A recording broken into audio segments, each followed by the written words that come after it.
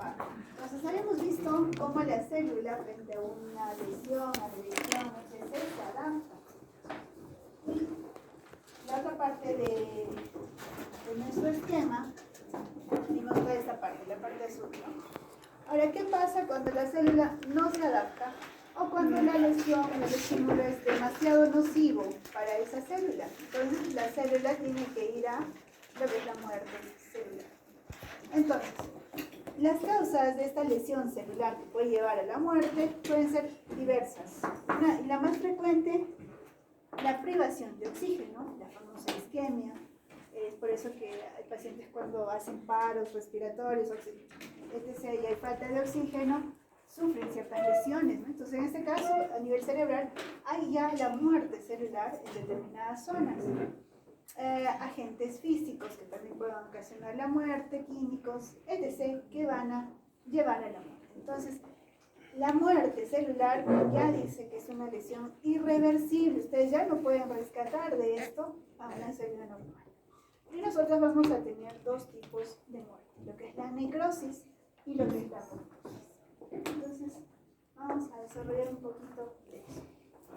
Entonces, tenemos los efectos que vamos a ver que inician con una alteración inicial, inicia con lo que es una alteración en la función de la célula y posteriormente con el tiempo del daño celular vamos a ver cambios bioquímicos, cambios estructurales, cambios que se dan al microscopio y finalmente todo esto se traduce en cambios morfológicos de su célula. Entonces, antes de que su célula muera, desaparezca, ocurren todos estos cambios que vamos a tratar de entenderlos un poquito.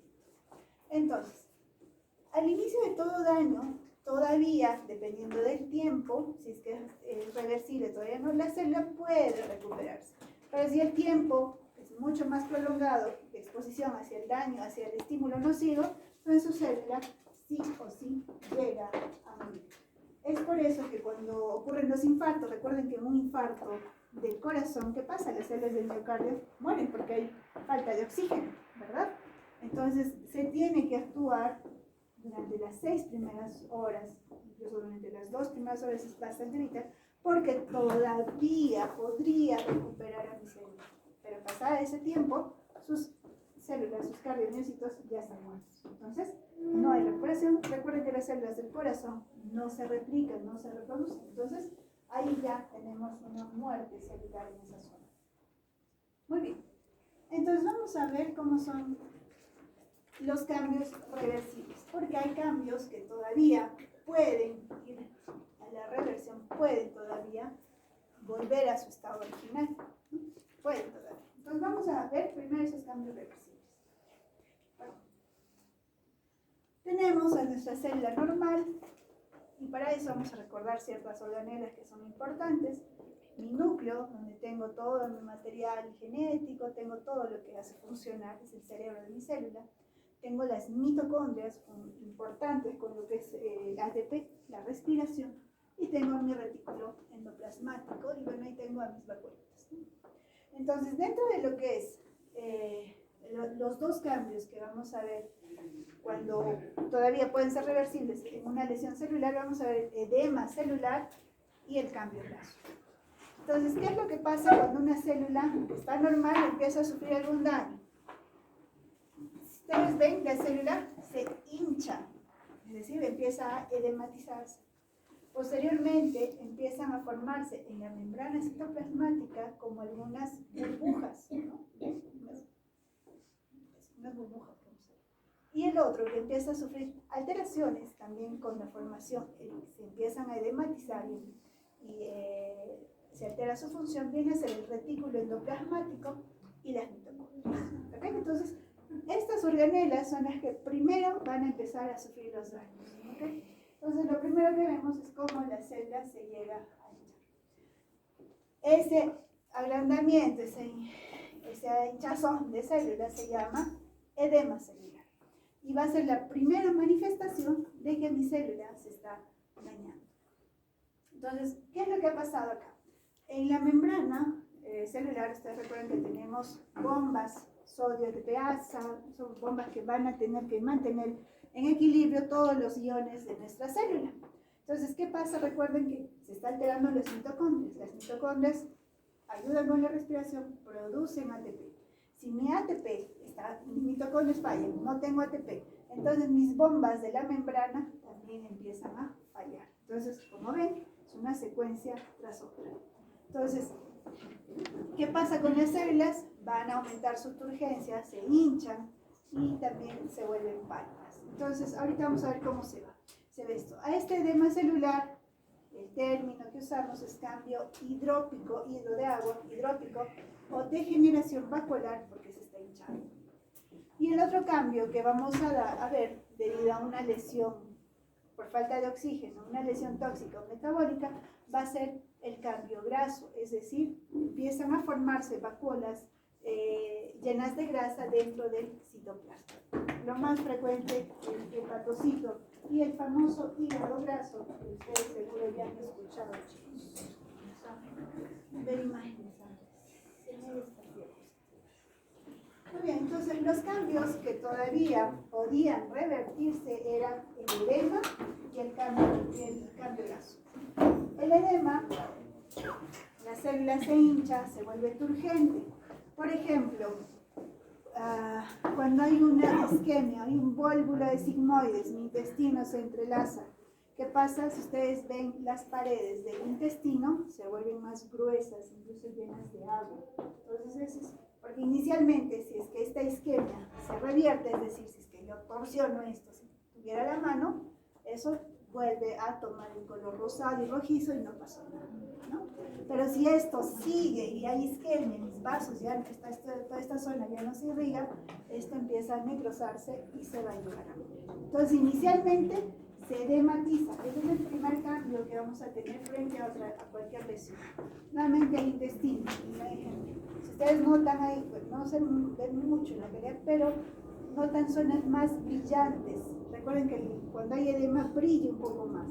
Por ejemplo, cuando hay una celulitis, hay una infección en la pierna, ustedes ven que la piel brilla, cambia de color. Ese es otro edema. Está diciendo que las células pueden morir si es que yo no trato esa infección, ¿no? Por ejemplo, en los pies diabéticos, inicia con una celulitis, una inflamación, y después es que, bueno, lamentablemente en el pie diabético se necrosa y se ampula, ¿no? Pero el edema me está diciendo que hay una lesión, una agresión en esas células, ¿no? Entonces, lo normal en el intestino es ver estos pliegues que ustedes están viendo en la mucosa. Si ustedes ven acá, estos pliegues ya no se ven, están separados, están anchos. ¿Eso qué quiere decir? Que se está edematizando, están muriendo esas células, ¿no? Entonces, los edemas vienen a ser los primeros cambios que vamos a ver. ¿Hay edema celular? Sí, edema a nivel de cerebro, hay edema de cerebro. Recuerden, el edema incrementa el tamaño de las células.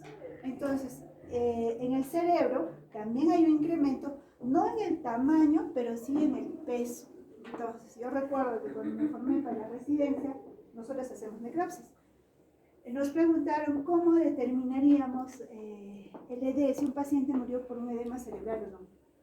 Entonces, obviamente el cerebro pues no se va a ver, se ve un poco, este tiene una encefalitis, ¿no? Se ve, si ven los surcos están un poco hinchados.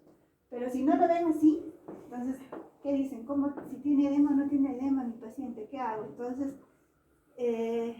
la solución era pesar el encéfalo.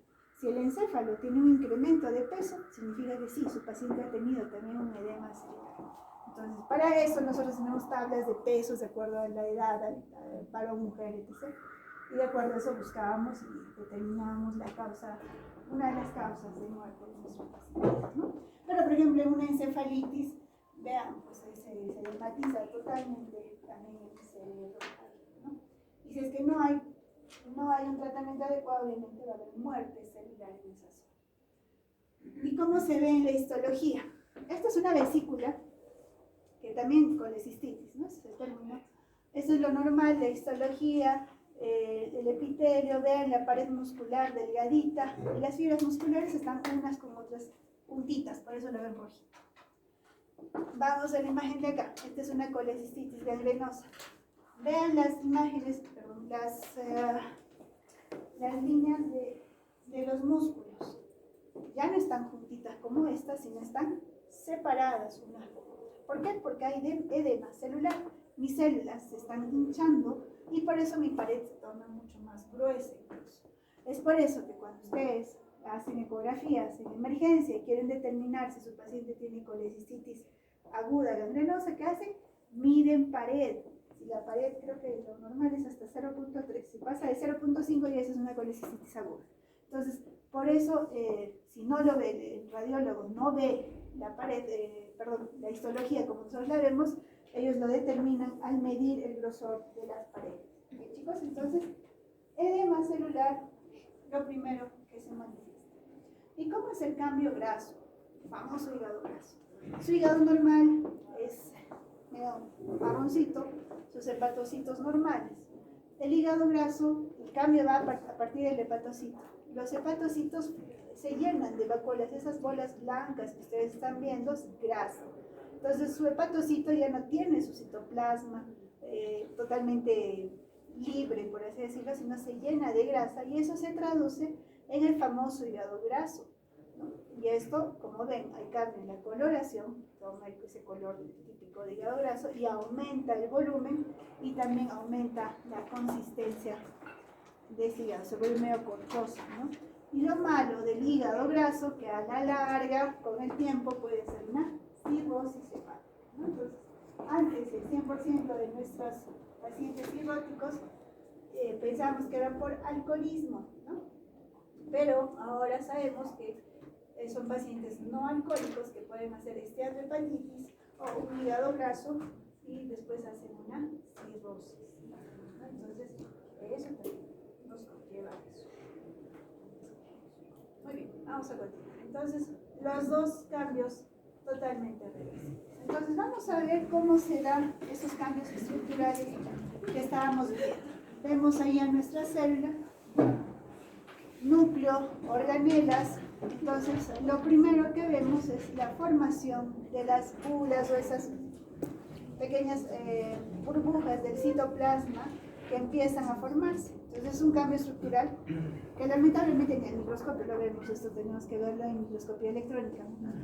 Vemos a las mitocondrias que también se dematizan, se empiezan a hinchar y el retículo endoplasmático empieza a fragmentarse, ¿no? Entonces, todos estos cambios se ven desde cuando una célula está a punto de sufrir más daño. Entonces, ¿qué agentes? ¿Por qué pueden morir las células? Lo más frecuente, la hipoxia o privación de oxígeno, agentes físicos, químicos, infecciosos, entre otros que pueden dañar totalmente a las células. Entonces, la hipoxia, la falta de oxígeno, ¿cómo puede ocasionar este cambio, estas lesiones, esta falta de oxígeno? Recordemos que el oxígeno nos permite una respiración aerobia. ¿Quién daba la respiración aerobia? Las mitocondrias, ¿no? Entonces, ¿qué pasa si no tiene la cantidad de oxígeno adecuada, ¿no? Va a haber una alteración en la fosforilación oxidativa porque no hay oxígeno. Entonces, mi mitocondria ya no es capaz de funcionar como debería funcionar en un estado de equilibrio. Si no funciona adecuadamente, ¿qué pasa? El ATP disminuye. ¿Qué pasa si el ATP disminuye en cantidad? Sus células ya no cumplen sus funciones. Entonces empiezan a alterarse. ¿Quiénes funcionan del ATP? Recuerdo que había una bomba sodio-ATPasa a nivel de membrana. ¿Qué cosa hacía esta bomba sodio-ATPasa? Mantenía el equilibrio del sodio y potasio entre lo que es intracitoplasmático y extracitoplasmático, ¿no? ¿Qué pasa si no hay, esta bomba empieza a alterarse? Se aloca la bomba, se altera y permite que el sodio ingrese. ¿Qué pasa si el sodio ingresa? Detrás del sodio siempre pasa el agua. Entonces, ¿qué pasaría con mi citoplasma? Se hincha y eso termina. Entonces, esos son los cambios que produce la hipoxia.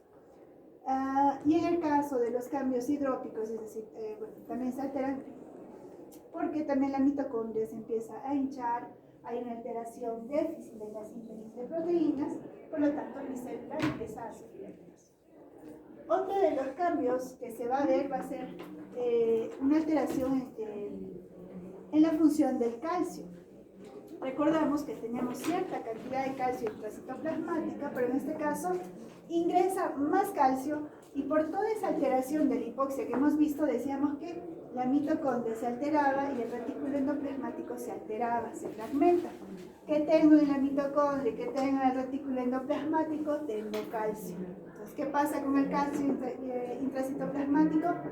Incrementa en cantidad. ¿Y qué pasa cuando el calcio incrementa en cantidad? Se activan todas mis enzimas. Se activa mi ATPasa, mi fosfolipasa, mi proteasa y mi endonucleasa. ¿Qué hacen esas enzimas? Destruyen. Es por eso que el calcio exacerba toda la función, la falta de oxígeno que ya se tenía, el calcio lo exacerba. Entonces sus células empiezan a dañarse.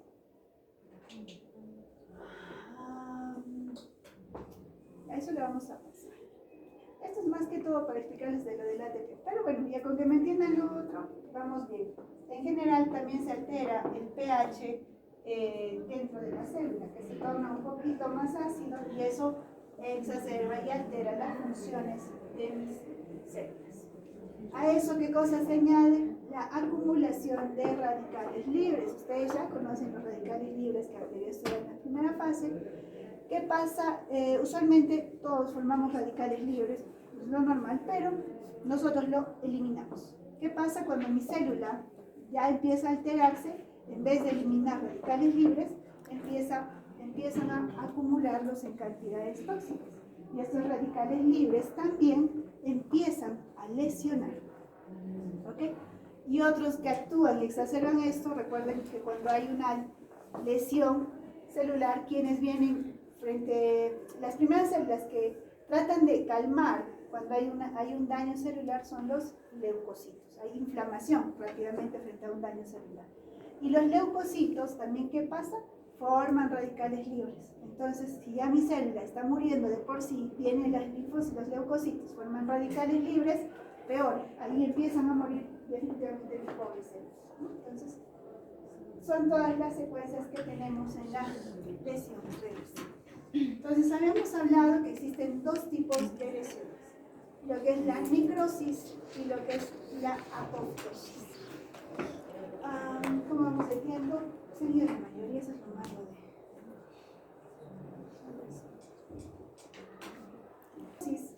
Viene a ser una muerte celular. En este caso, ¿qué va a pasar? Tengo mi célula normal, mi célula se ha hinchado, hasta ahí era el cambio reversible, chicas, y si esta lesión persiste y prosigue, ahí mi célula empieza a alterarse. ¿Qué es lo que va a pasar? Quienes se destruyen van a ser las proteínas, ¿no? En este caso se destruye la membrana celular, como ustedes están viendo. Por lo tanto, todo el contenido, sus mitocondrias, retículo endoplasmático, sale afuera. Entonces, ¿quién les dije que son los primeros que llegan cuando hay algo que no es normal, que algo que está alterado en mi tejido? Las polimorfonucleares o los leucocitos. Hay una inflamación. Entonces, en la necrosis hay destrucción de membranas citoplasmáticas, destrucción de las membranas intracitoplasmáticas, salida del contenido. Por lo tanto, si hay salida del contenido, ¿quiénes tienen que llegar? Los leucocitos, hay más inflamación. Entonces, dentro de las características típicas de una necrosis es eso: destrucción de membranas, salida de contenido e inflamación. Entonces, ¿qué se ve también en la histología? Esto les voy a explicar cuando vaya. Vamos a un poquito reforzar un poco con ustedes. Esto en la siguiente clase vamos a repetir un poco esto por sus compañeros, pero más o menos para que me vayan. Llega el agente nocivo de mi célula, entonces empieza a edematizarse, que se altera la integridad de mi membrana, las organelas salen y quienes llegan van a ser los leucocitos, ¿no? Entonces, todo ese es el proceso de necrosis resumido. Y obviamente también tenemos cambios histológicos en la célula, ¿no? Cuando está sufriendo una necrosis. Tengo mi célula, mi núcleo con la cromatina. Entonces, dentro de los cambios histológicos de una necrosis viene a ser la pignosis. La pignosis, recuerden que acá tengo material nuclear. es la condensación de mi cromatina. El núcleo normalmente es oscuro, pero si se vuelve más pequeñito y más oscuro, es un morado más intenso. Este es el núcleo normal, el tamaño normal es un moradito un poco claro. Si yo ya veo puntos morados, intensos, oscuros y más chiquitos, eso se llama pignosis. Y me está diciendo que mis células están necrosando. Entonces, primer cambio histológico en la necrosis es la pignosis, que es la condensación de la cromatina. Muy bien. En el caso de vamos por acá, cariorrexis viene a ser la destrucción, se fragmenta totalmente mi cromatina. Y la cariolisis es no la, acá un poquito para que diferencie. La cariorrexis, vean que el color es más oscuro, es un poco intenso, pero es como que la cromatina condensada se fragmenta. Y la cariolisis es como que se borra el núcleo, empieza a desaparecer de poquito a poquito. Entonces, son los tres cambios nucleares típicos de una necrosis: pignosis, cariolisis y cariorrexis, chicos. ¿Okay? Entonces, muy aparte de los cambios nucleares, a nivel del citoplasma, la célula que está necrosándose se vuelve eosinófila. Eosinófila significa que toma un color más rosado intenso, como en este caso. El rosado de mi célula es este. Si ustedes un rosado medio rojo, empieza a cambiar. Entonces, estos son los cambios de una necrosis: pignosis, cariorrexis y cariolisis. Muy bien. La cariolisis, como les dije, es como que se borra, se desvanece. Entonces, si ustedes comparan, este es mi núcleo normal, bueno, un núcleo, y en esta zona el núcleo ustedes ven que se está borrando, se torna un poco blanquecino, significa que se borra, ¿no? Entonces, eso es la cariolisis, desvanecimiento de la basofilia de la cromatina. La pignosis viene a ser lo que les decía, se vuelve más pequeño y oscuro, más morado. La constricción nuclear y el aumento de la basofilia, es decir, se torna de acá, como este, más oscuro. Incluso acá yo le diría pignosis, pero bueno, más chiquito y oscuro, morado. Esa es la pignosis, cariolisis y pignosis. Y la cariorrexis es cuando se fragmenta. Por ejemplo, este está en su libro. Este es un túbulo normal, ¿no? De riñón, túbulo, vamos a decir. Núcleo es un epitelio cúbico. Y en la imagen siguiente vemos que este color rosado se torna medio rojizo. ¿Ven acá? Entonces estas células ya están empezando a morir. Vemos un núcleo más oscuro y chiquitito y negro, pignosis. Veo un núcleo que se va borrando, cariolisis. Y la cariorrexis es como que se rompe todo esto. A ver, vamos a buscar una cariorrexis acá. Creo que no la vamos a buscar ese. Creo que acá, podría ser este, no estoy segura. Pero pignosis y cariolisis, chicos. Entonces ya no se confunden, pignosis y cariolisis. Y en la necrosis existen diversos tipos de necrosis. Un poquito grandes rasgos para acabar. En la siguiente clase vamos a reportar, chicos. Tenemos la necrosis isquémica, que me habla que hay una alteración en la irrigación. Entonces, por ejemplo, lo que hemos visto, el intestino, lo que están viendo, la necrosis isquémica. Otra necrosis isquémica para el infarto agudo de miocardio. Recuerden que cuando hay una obstrucción de un vaso del corazón, no hay una irrigación adecuada, entonces los infartos son necrosis isquémicas. Ojo, chicos, ¿ok? Necrosis isquémica, falta de irrigación. Podemos tener necrosis grasa cuando se da en el tejido adiposo y se forman así como esos tejidos blancos, se saponifican, ¿no? Entonces, necrosis grasa. Tenemos la necrosis gaseosa, típica de la tuberculosis, desde ya, chicos. En la tuberculosis, ¿qué tipo de necrosis se ve? Necrosis gaseosa, porque la tuberculosis es la única patología que va a tener ese tipo de necrosis. Después vamos a ver qué es. Necrosis liquefactiva, que se da en el cerebro, por ejemplo. Más o menos. La necrosis liquefactiva es un término que se usa en el cerebro porque ustedes han visto el cerebro en anatomía, ¿no? Está formado por fosfolípidos, etc.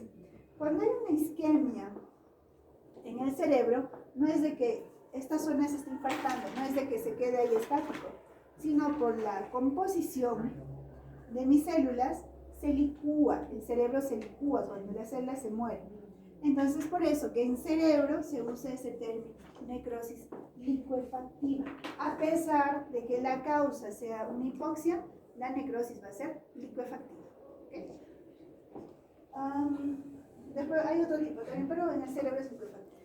El famoso pie diabético.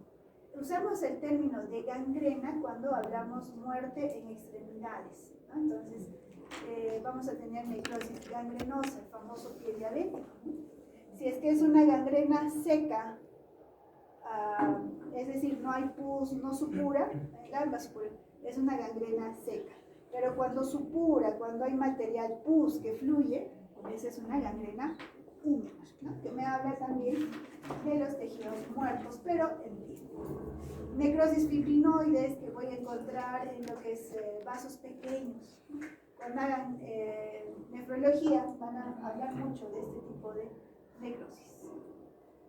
Y bueno, solamente esto, ¿no? La apoptosis viene a ser, lo que famosamente ustedes dicen, una muerte celular programada. Entonces, ¿qué significa que es una muerte celular? Que mi núcleo manda a mi célula a que se muera. Entonces, ¿va a haber ruptura, así como en la necrosis? No, sino va a haber una fragmentación. Mi célula de Escherichia sí empieza a formar unos cuerpos apoptóticos que empiezan a destruir a la célula, pero si ustedes ven, la membrana citoplasmática es completamente íntegra, ¿no? Entonces, no se destruye. ¿Salen las organelas afuera? No, porque ustedes pueden ver que cada organela va a salir en cada cuerpo apoptótico. ¿Habrá inflamación? No, porque mis organelas están dentro, no hay algo extraño afuera, por ende, no hay inflamación. Y esas son las diferencias entre apoptosis y necrosis. ¿Sí, chicos? Preguntas. La parte de necrosis la vamos a reforzar y apoptosis obviamente en la siguiente clase. ¿Preguntas? ¿Todo claro? Chicos, listo. Entonces, por el día de hoy acabamos la clase.